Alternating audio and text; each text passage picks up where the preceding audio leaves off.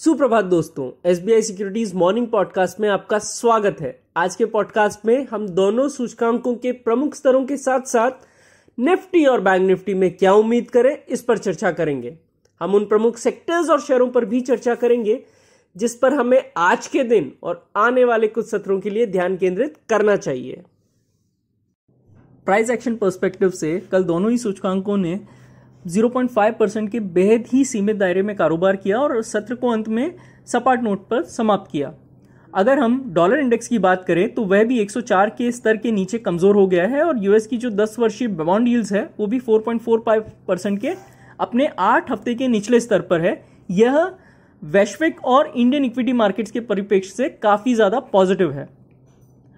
अगर हम Brent crude को देखें, वह भी 76.65 के निचले स्तर से पर पहुंचने के बाद $81 पर पहुंच गया है। ओवरऑल अगर हम रेंज देखें तो 77 और 83 इस जोन के बीच में वह अपने आप को स्टेबलाइज कर रहा है। लेकिन हमको कच्चे तेल की कीमतों पर बारीकी से नजर रखना बहुत जरूरी है क्योंकि इसका बाजारों पर व्यापक प्रभाव पड़ता है। ग्लोबल मार्केट्स में देखें तो S&P 500 एक बहुत ही मजबूत अपट्रेंड में है और हमें लगता है कि कुछ समय के बाद यह 4600-4620 की ओर बढ़ रहा है। कैंडलस्टिक चार्ट का हम एनालिसिस करें तो हमें पता चलेगा कि निफ्टी कंसोलिडेशन में है।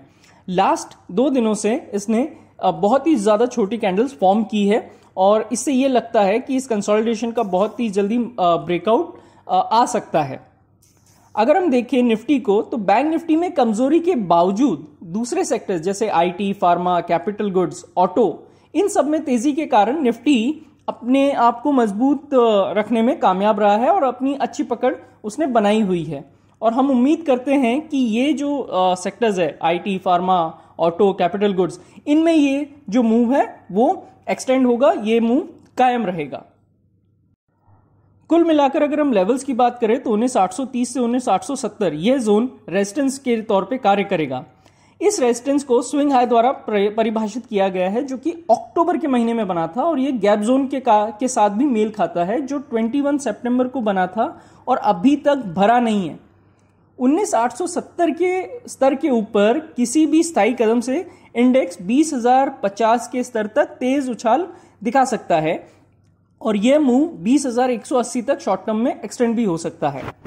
अगर हम नीचे की ओर देखें तो 19,620, 19,670 यह जोन इमीडिएट सपोर्ट के तौर पे कार्य करेगा। 19,620 के नीचे 19,470 से 19,490 के स्तर तक मुनाफा वसूली देखी जा सकती है और यहीं पे 20 EMA भी प्लेस्ड है।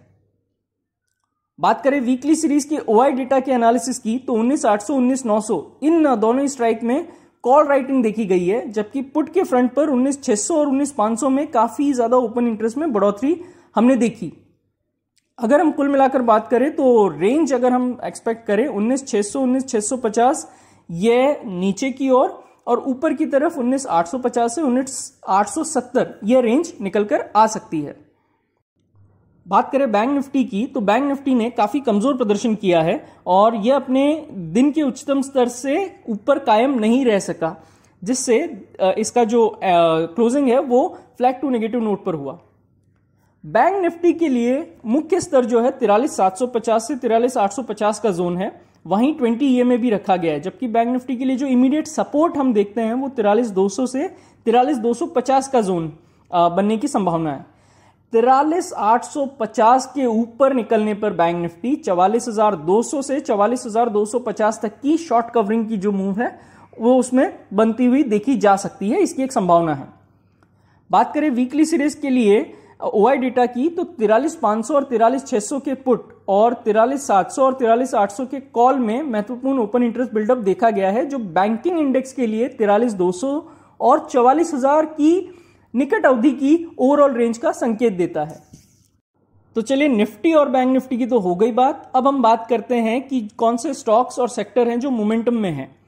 तो अगर हम देखें लार्ज कैप में TCS, टेक्केम, HCL टेक के साथ साथ persistent, Coforge, Cyient, emphasis, बीसॉफ्ट, LTTS ये सभी स्टॉक जो है IT सेक्टर में वो बहुत ही ज्यादा मजबूत बने हुए हैं और इनकी जो मजबूती है वो आगे भी जारी रह सकती है।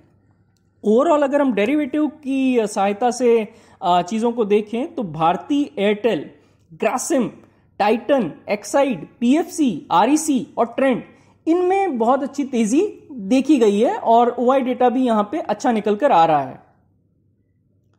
एफआई और डीआई के डेटा का अगर हम एनालिसिस करें तो कैश में एफआई ने 600 करोड़ रुपए की बिकवाली की, जबकि डीआई ने 77 करोड़ रुपए की खरीदारी की। इंडेक्स फ्यूचर्स के लिए एफआई का लॉन्ग शॉर्ट रेशियो 20% पर बना हुआ है, क्योंकि उन्होंने 300 इंडेक्स फ्यूचर्स शॉर्ट्स को चुकता किया है। स्टॉक वायदा के मोर्चे पर एफआई ने 14,500 कॉन्ट्रैक्ट बेचे हैं और ऑप्शंस के मोर्चे पर एफआई ने लगभग 90,700 कॉल कॉन्ट्रैक्ट्स और पुट के 75,000 कॉन्ट्रैक्ट भी बेचे हैं।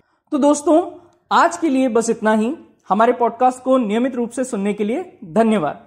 Investment in securities market are subject to market risks.